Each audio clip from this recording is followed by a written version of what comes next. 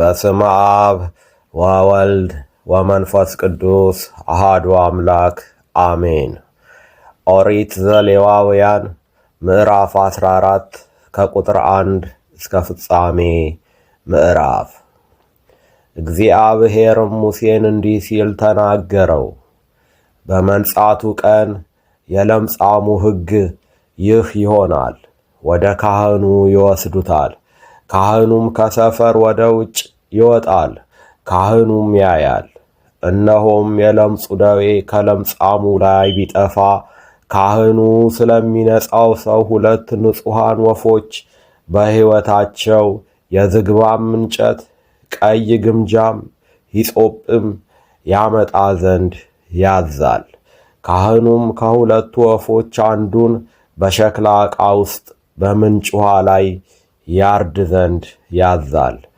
ሕያውንም ወፍ፣ ዝግባውንም እንጨት፣ ቀዩንም ግምጃ፣ ሂሶጱንም ወስዶ ከሕያው ወፍ ጋር በምንጭ ውኃ ላይ በታረደው ወፍ ደም ውስጥ ይነክራቸዋል። ከለምጹ በሚነጻው ሰው ላይ 7 ጊዜ ይረጫል፣ ንጹሕም ነው ይለዋል። ሕያውንም ወፍ ወደ ሜዳ ይለቀዋል። የነጻውም ሰው ልብሱን ያጥባል፣ ጠጉሩንም ሁሉ ይላጫል፣ በውሃም ይታጠባል፣ ንጹሕም ይሆናል። ከዚያም በኋላ ወደ ሰፈር ይገባል። ነገር ግን ከድንኳኑ በውጭ ሆኖ 7 ቀን ይቀመጣል። በሰባተኛውም ቀን ጠጉሩን ሁሉ ይላጫል፣ ራሱንም፣ ጢሙንም፣ ቅንድቡንም፣ የገላውንም ጠጉር ሁሉ ይላጫል። ልብሱንም ገላውንም በውሃ ያጥባል፣ ንጹሕም ይሆናል። በ8ኛውም ቀን ነውር የሌለባቸውን 2 ተባት ጠቦት፣ ነውር የሌለባትንም አንዲት የዓመት እንስት ጠቦት፣ ስለ እህልም ቁርባን ከመስፈሪያው ከ10 እጅ 3 እጅ የሆነ በዘይት የተለወሰ መልካም ዱቄት፣ 1 የሎግ መስፈሪያም ዘይት ይወስዳል። የሚያነጻውም ካህን እነዚህን ነገሮች የሚነጻውንም ሰው በመገናኛው ድንኳን ደጃፍ አጠገብ በእግዚአብሔር ፊት ያኖራቸዋል። ካህኑም አንዱን ጠቦት ወስዶ ስለ በደል መሥዋዕት ያቀርበዋል። ያንንም የሎግ መስፈሪያ ዘይት ስለ መወዝወዝ ቁርባን በእግዚአብሔር ፊት ይወዘውዘዋል። የኃጢአትን መሥዋዕትና የሚቃጠለውን መሥዋዕት በሚያርዱበት በተቀደሰው ስፍራ ጠቦቱን ያርደዋል። የኃጢአቱ መሥዋዕት ለካህኑ እንደሚሆን እንዲሁ የበደል መሥዋዕት ነው፣ ቅዱሰ ቅዱሳን ነው። ካህኑም ከበደል መሥዋዕት ደም ወስዶ የሚነጻውን ሰው የቀኝ ጆሮውን ጫፍ፣ የቀኝ እጁንም አውራ ጣት፣ የቀኝ እግሩንም አውራ ጣት ያስነካዋል። ካህኑም ከዘይቱ ከሎግ መስፈሪያው ወስዶ በግራ እጁ ውስጥ ያፈሰዋል። ካህኑም በግራ እጁ ውስጥ ባለው ዘይት ቀኝ ጣቱን ነክሮ ከዘይቱ በእግዚአብሔር ፊት 7 ጊዜ በጣቱ ይረጫል። ካህኑም በእጁ ውስጥ ከቀረው ዘይት የሚነጻውን ሰው የቀኝ ጆሮውን ጫፍ፣ የቀኝ እጁንም አውራ ጣት፣ የቀኝ እግሩንም አውራ ጣት የበደል መሥዋዕት ደም ባረፈበት ላይ ያስነካዋል። በካህኑም እጅ ውስጥ የቀረውን ዘይት በሚነጻው ሰው ራስ ላይ ያደርግበታል። ካህኑም በእግዚአብሔር ፊት ያስተሰርይለታል። ካህኑም የኃጢአቱን መሥዋዕት ያቀርባል፣ ከርኵሰቱም ለሚነጻው ሰው ያስተሰርይለታል። በኋላም የሚቃጠለውን መሥዋዕት ያርዳል። ካህኑም የሚቃጠለውን መሥዋዕትና የእህሉን ቁርባን በመሠዊያው ላይ ያቀርባል። ካህኑም ያስተሰርይለታል፣ እርሱም ንጹሕ ይሆናል።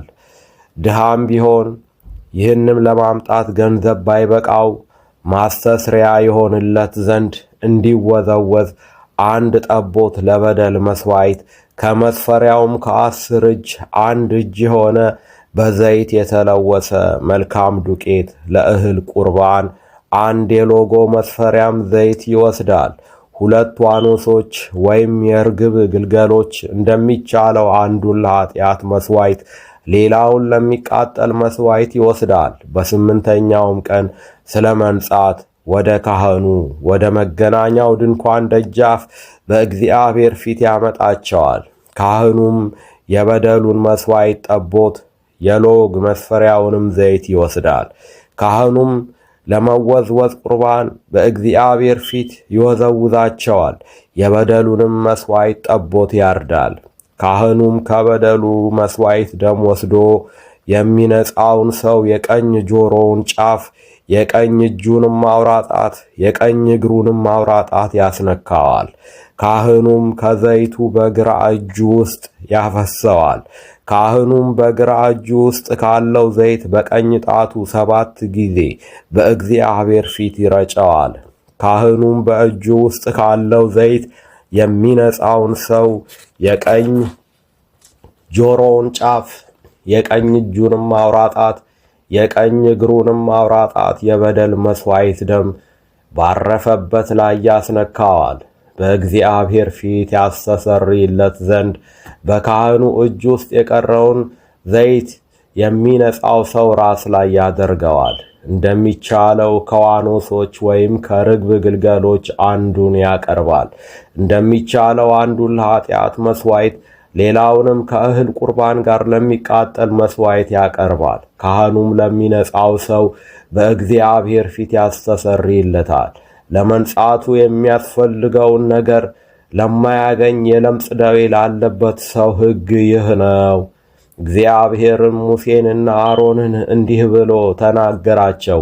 ወደምሰጣችሁ ርስት ወደ ከነዓን ምድር በገባችሁ ጊዜ እኔም የለምጽ ደዌ በርስታችሁ ምድር በአንድ ቤት ባደረግኩ ጊዜ ባለቤቱ መጥቶ ካህኑን ደዌ በቤቴ ውስጥ እንዳለ ይመስለኛል ብሎ ይንገረው።